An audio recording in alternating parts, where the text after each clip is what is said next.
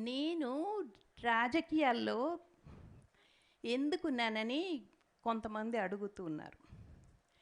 రామారావు గారు దేవుడండి, నా ప్రభువు, నా స్వామి. ఆ రోజున ఎవ్వరు కుటుంబ సభ్యులు అనేవాళ్ళు లేకుంటే మాట్లాడింది ఇతడు కాదండి. ఇతడు ఎంత ఘోరంగా ఒక్కొక్కళ్ళని అవమానించాడండి. ఆ రోజున పక్కన ఈ లక్ష్మీ పార్వతి నిలబడకుంటే ఏమై ఉండేదండి? నా స్వామి నన్ను కేవలం ఆత్మకథ రాయడని మటుకే ఆమోదం తెలిపారు. వీళ్ళందరి కళ్ళు ఎందుకండి మండడం? అతడు ఆయన చూస్తేనేమో ఏం మాటలండి అవి, ఎందుకు ఎలా మాట్లాడుతున్నారు?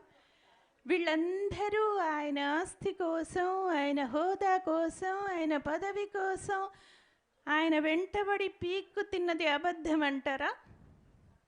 నేనొక్కదాన్నే నా ప్రభువు కోసం. ఆయన ఎంత దేవుడండి, దైవాంశ సంభూతుడు.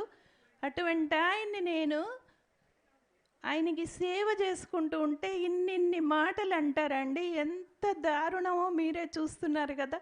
నేను అందుకే ఇవన్నీ ఒక్కొక్కటి రాశానండి. Thank you.